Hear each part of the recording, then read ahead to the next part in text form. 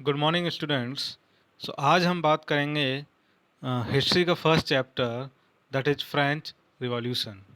So before starting the chapter I would like to told something about the history that you have already read. So you have read in the sixth class about the ancient history in context with India. India के relation में आपने six class में ancient history यानी प्राचीन भारत के इतिहास के बारे में पढ़ा।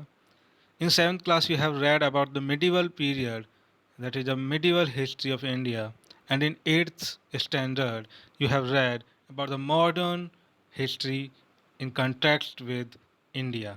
इंडिया के संदर्भ में आपने जो मॉडर्न हिस्ट्री थी वो एट्थ क्लास में आपने जानी है. Now, from onwards, from ninth class, you will uh, read or you will learn about the world history. And the world history we will start with the French Revolution, your first chapter in this class.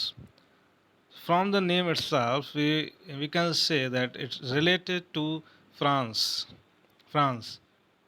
a country in the Europe continent. Europe में एक देश है, काफ़ी एक बड़ा देश है Europe का.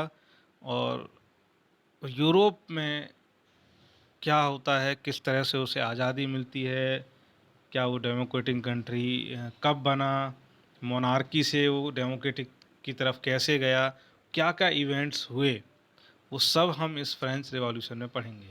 अगर हम रिवॉल्यूशन की बात करें तो in terms of politics, politics की भाषा में अगर हम बात करें रिवॉल्यूशन, तो रिवॉल्यूशन होता है जनता का अपनी सरकार के प्रति विद्रोह. और ये जो विद्रोह है, ये जो जनता है, सिटीजन्स हैं, वो अपने गवर्नमेंट के खिलाफ़ अगर जा रहे हैं, अपने गवर्नमेंट के खिलाफ़ आवाज़ उठा रहे हैं, तो ये कोई शॉर्ट पीरियड में नहीं होता. एक लंबा समय जो है उस विद्रोह तक पहुंचने में लगता है. तो उस लंबे समय में क्या हुआ, क्या क्या कारण रहे होंगे इस रिवॉल्यूशन के, और किस तरह से कौन कौन से इवेंट्स हुए जहाँ से फ्रांस जो है मोनार्की से धीरे धीरे स्टेप बाय स्टेप एक डेमोक्रेटिक कंट्री की तरफ बढ़ गया. फ़िलहाल ये chapter it's very lengthy chapter, काफ़ी बड़ा चैप्टर है. इस चैप्टर को हम डिफरेंट डिफरेंट पार्ट्स में पढ़ने वाले हैं. ये पहला पार्ट है और इसमें हम पढ़ेंगे आपके जो टॉपिक्स हैं, introduction and causes of French revolution. ये दो टॉपिक्स हम पढ़ने वाले हैं. इंट्रोडक्शन हम जानेंगे क्या है एक्चुअल में फ्रेंच रिवॉल्यूशन और उसके क्या कारण रहे हैं. कॉजेस में हम इसके mainly three types of causes पढ़ने वाले हैं: social causes, economic causes and political causes. Start करते हैं हम इंट्रोडक्शन के साथ. The French revolution started in 1789. The series of events started by the middle class, shaken the upper classes. The people revolted against the cruel regime of monarchy. This revolution put forward the ideas of liberty, fraternity and equality. French revolution है, France की क्रांति जो start हुई थी 1789 में start हुई. बहुत सारे सीरीज ऑफ इवेंट्स थे जिनके थ्रू मिडिल क्लास, यानी जो फ्रांस से जो मिडिल क्लास पीपल थे, उन्होंने अपर क्लासेस को हिला के रख दिया था. यानी उच्च वर्ग के जो लोग थे, जो रिच पीपल थे, उनको हिला के रख दिया. द पीपल रिवॉल्टेड अगेंस्ट, और जो वहाँ के जो लोग थे, जो सिटीजन्स थे, उन्होंने मोनार्की के खिलाफ आवाज़ उठाई, जो क्रूअल मोनार्की थी. मोनार्की मीन्स राजतंत्र, जहाँ राजा का शासन होता है. उस वक्त फ्रांस में किंग का रूल होता था. तो वो किंग जो था वो क्रूअल रेजिम था, राजा का क्रूर शासक था. तो उसके खिलाफ वहाँ के लोगों ने रिवोल्ट किया, आवाज़ उठाई, विद्रोह किया. ये जो रिवॉल्यूशन जो हुआ तो उससे कुछ चीज़ें निकली, और वो जो आइडियाज़ जो निकले वो आइडियाज़ थे लिबर्टी के, fraternity and equality. Liberty means आज़ादी, फ्रीडम. फ्रेटर्निटी भाईचारा, इट्स फीलिंग. एक फ्रेटर्निटी मीन्स एक ऐसी फीलिंग जब जो सिटीजन्स हैं वो एक दूसरे के साथ मिल जुल कर रहें, एक दूसरे की हेल्प करें. That is fraternity. And equality means all peoples are equal in the eyes of law. कानून के सामने सभी बराबर हैं. We can not discriminate peoples on the different basis. हम किसी भी आधार पर लोगों के बीच में भेदभाव नहीं कर सकते. ये कुछ ideas, liberty, fraternity and equality के आइडियाज़ हमें इस रिवॉल्यूशन के बाद पूरे वर्ल्ड को मिले. Now the revolution begins on 14th July 1789 with the storming of the fortress prison the Bastille। तो फ्रांस में उस वक्त एक किला था, किले की तरह एक जेल थी, वहाँ का प्रिजन था जिसका नाम था द बास्तील। तो रिवॉल्यूशन स्टार्ट होता है किसके साथ? उस बास्तील किले को ढहा दिया गया। The Bastille the fortress prison were hated by all because it stood for the despotic power of the king. जो बास्तील जो कि फोर्ट्रेस प्रिजन था, एक किले की तरह एक जेल थी, सभी उसे नफरत करते थे। क्यों करते थे? क्योंकि वहाँ का जो डेस्पोटिक, वहाँ का जो किंग था, डेस्पोटिक मीन निर्कुन शासक, जो बिल्कुल भी दया भावना अपने प्रजा के प्रति नहीं रखता है। तो डेस्पोटिक जो पावर थी किंग की, उसको दर्शाता था वो प्रिजन, वो फोर्ट्रेस प्रिजन बास्तिल। तो इसी वजह से सभी लोग उसको हेट करते थे। और जब वो रिवॉल्यूशन स्टार्ट हुआ तो द फोर्ट्रेस वाज डेमोलिश, तो उसको डेमोलिश कर दिया गया, उसको नष्ट कर दिया, उसको तबाह कर दिया वहाँ के लोगों ने। नाउ हम बात करते हैं कि फ्रेंच रिवॉल्यूशन के कॉजेज़ क्या रहे हैं। तो हम, जैसा कि हमने पहले बताया, 3 तरह के कॉजेज़ पढ़ेंगे। तो फर्स्ट है the social cause. In this the French society was divided into 3 estates. First estate, the clergy, group of persons involving in church matters. Second estate, nobility, the persons who have a high rank in state administration. And the third estate comprises of big businessmen, merchants, court officials, lawyers, peasants and artisans, landless laborers and servants. तो social cause, अगर सामाजिक कारण हम देखें तो France की society उस वक्त 3 कैटेगरीज में, 3 एस्टेट्स में डिवाइडेड थी। पहला एस्टेट क्लर्जी था जिसमें चर्च से रिलेटेड लोग आते थे, यानी ऐसे लोग जो चर्च में हेड हैं, मीन्स अगर हम बात करें फादर हैं, प्रीस्ट हैं, बिशप्स हैं, तो ये जो लोग थे जो चर्च के हेड थे, मुखिया हुआ करते थे, वो क्लर्जी, उनको क्लर्जी कहा जा गया। सेकंड एस्टेट में नोबल्स थे, कुछ उच्च कुलीन वर्ग के लोग, ऐसे लोग जो कि प्रशासनिक जो सेवा थी उसमें बहुत ही हाई रैंक पर हैं, यानी बहुत ऊंचे दर्जे के लोग हैं। अगर सरकार की बात करें तो उसमें जो बहुत हाई लेवल पर हैं, दैट इज़ नोबिलिटी। ना अगर हम थर्ड एस्टेट की बात करें तो बाकी के जो लोग बचते हैं, चाहे वो बिजनेसमैन हों, मर्चेंट्स हों, व्यापारी लोग हों, बाकी court officer, lawyers, peasants, artisan, landless labours, servants, workers, जो भी होंगे सब थर्ड एस्टेट में। थर्ड एस्टेट में रिच पीपल भी थे एंड पुअर भी थे, दोनों तरह के लोग थे। लेकिन अगर हम क्लर्जी एंड नोबिलिटी की बात करें तो बहुत हाई रैंक लोग हुआ करते थे। नाउ अब ये जो सोसाइटी डिवाइडेड थी, इसमें प्रॉब्लम क्या थी वो हम पढ़ने वाले हैं। The first 2 classes were exempted from paying taxes, they enjoyed privileges by birth. Only the members of the third estate had to pay taxes to the state.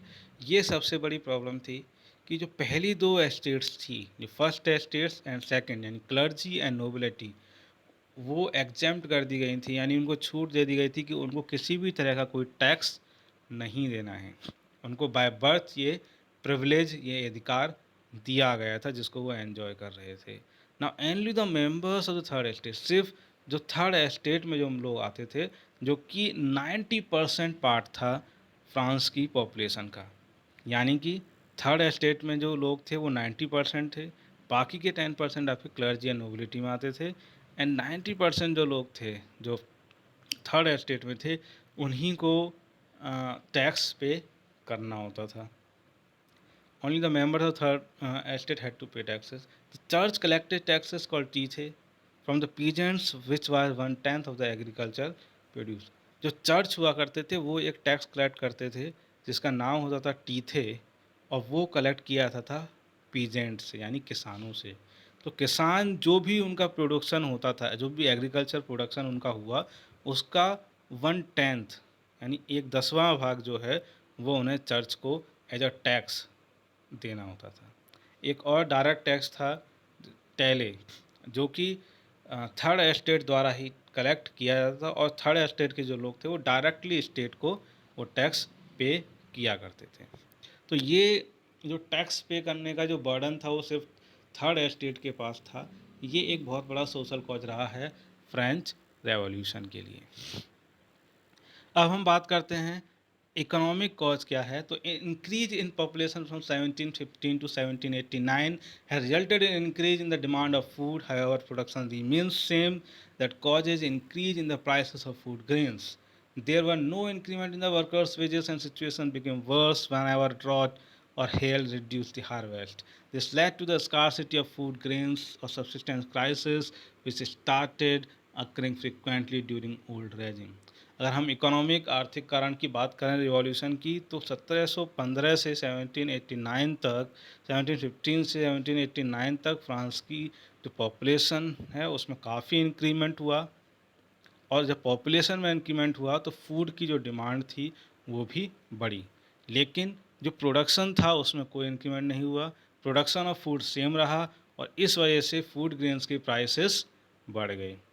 अब फूड ग्रेन्स के प्राइसेस बढ़ जाते हैं और साथ में वर्कर्स की जो वेजेस थी, जो उनको सैलरी मिलती थी, जो उनकी तनख्वाह थी, उसमें कोई इंक्रीमेंट नहीं होता। यानी पॉपुलेशन बढ़ जाती है, फूड की डिमांड बढ़ जाती है, फूड ग्रेन्स के प्राइस बढ़ जाते हैं, अनाज के प्राइस भी बढ़ जाते हैं, लेकिन वर्कर्स की सैलरी नहीं बढ़ती है और इस वजह से सिचुएशन जो है क्या हो गई, बहुत ज़्यादा ख़राब हो जाती है। और वो और ज़्यादा वर्स हो जाती है तब कब कब वो कब ज़्यादा वर्स हो गई, जब ड्रॉट या हेल या सूखा पड़ गया या फिर ओले पड़ गए और जिसकी वजह से फसल ख़राब हो गई, तो वो ये सिचुएशंस और ज़्यादा वर्स हो जाती हैं।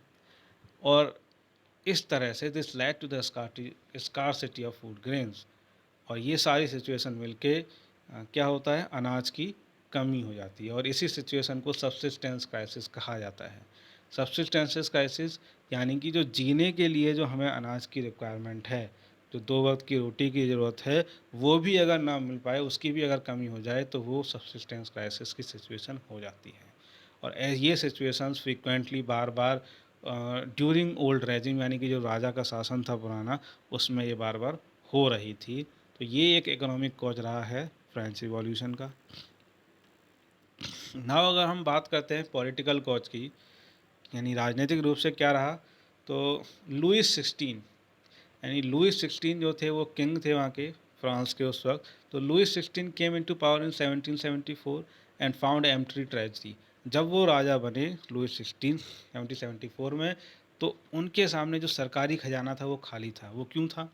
Long years of war had drained the financial resources of France. France ने बहुत लंबी लड़ाइयाँ लड़ी और उन लड़ाइयों की वजह से, उन वॉर की वजह से जो फाइनेंशियल रिसोर्सेज थे फ्रांस के, वो सब ख़त्म हो गए। Under Louis XVI, France helped America to get independence from the common enemy Britain, which added more than $1 billion leverage to her debt. Louis 16 के समय में ही फ्रांस ने अमेरिका की हेल्प करी अपने कॉमन एनिमी ब्रिटेन से उसको आज़ादी दिलाने के लिए।